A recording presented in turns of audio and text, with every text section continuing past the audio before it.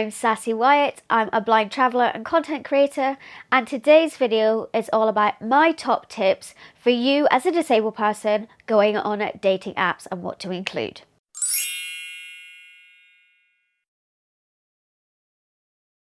My dating life and my blind girl dating life have been very, very different before I lost my sight completely and since losing my sight completely.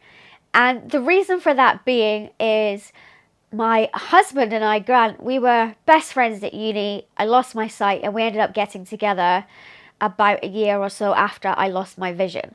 So I've only ever been on one dating app, but I've got plenty of friends that have been on tons, and I know that especially for the blindness community, not all the apps are accessible, and that is a right pain. And it's actually a future video I'm going to be doing showing you which apps are accessible and are not accessible in the dating world.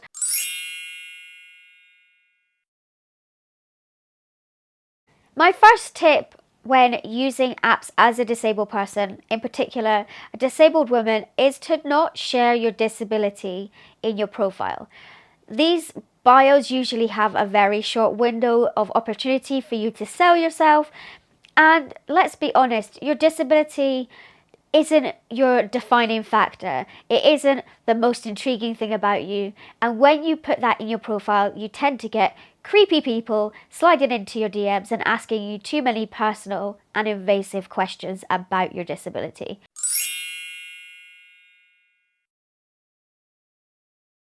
Unfortunately, there's a scary statistic that disabled women in particular are twice as likely to be sexually assaulted by people. So again, putting that you are disabled in your profile straight away could potentially put you in danger.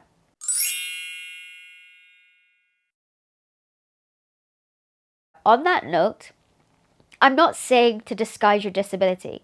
I am a disabled woman who is very proud of being disabled. And if I were on dating apps today, I would not put in that I'm blind, but I would put in pictures of me and my guide dog Ida in harness.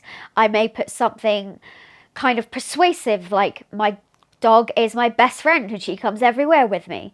I may put in something like I love sightseeing, but my vision isn't that great. I would talk about it, or I'd show pictures of things I love. For example, I love skiing, I love surfing, I love rock climbing. I may put pictures of all of those things in there. Maybe my eyes wouldn't be looking straight at the camera at all times, or maybe they are, and I quote unquote may not look disabled. But at the end of the day, the person wants to get to know you, what your interests are and what your hobbies are. And when it comes to the next step of connecting with someone, that's maybe when I disclose it.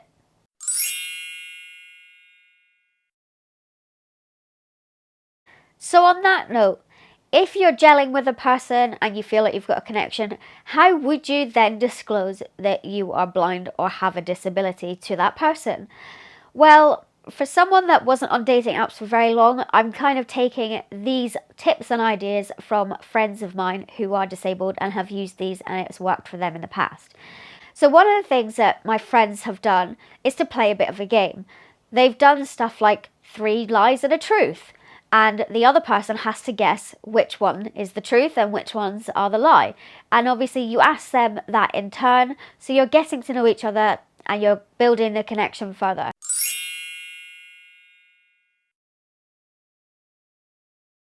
Another way that's worked for my friends is to just come out and say it. You're gelling with that person, you're thinking of going on a date, you've talked about the ideas of going on a date, and then you decide to disclose. What you can then say is, I'm a very open book and I'd love to answer any of your questions or queries.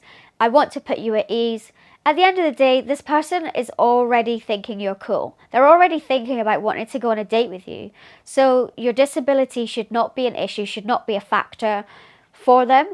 And if it turns out that it is, they're not a decent enough person. They don't deserve to be in your life anyway.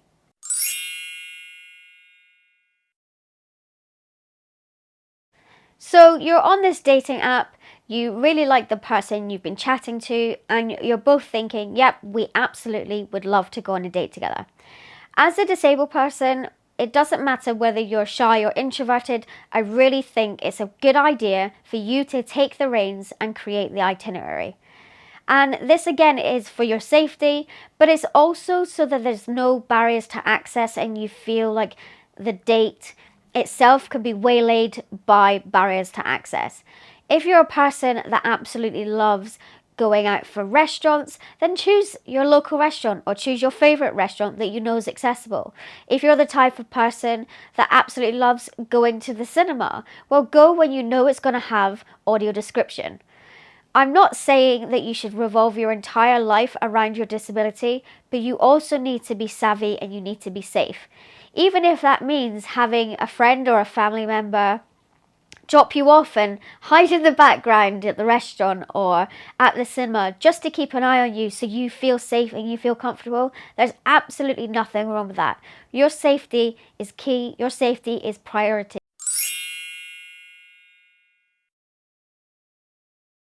Having a chaperone or some friend or family member in the background, keeping an eye on you and making sure you're safe is a great thing to do. It doesn't have to be an issue. You don't have to tell your date, or you could even tell your date and make them very aware that someone's looking out for you. But if you feel more comfortable going on your date by yourself and getting there or getting home by yourself, then making sure that you check in with friends and family, even have like location services turned on and have someone like following you just to make sure that they know you're safe and you have a code word or a text that you send if you want to get out of that situation, not necessarily because you're in any danger, but maybe the date doesn't go as well as planned. Then it's always good to have an escape route. And I'm not saying this to make anyone feel uncomfortable, but the world of dating is a whirlpool, and there have obviously been horror stories, and there are times where things just don't go your way. And as a disabled person, it's always better to be safe.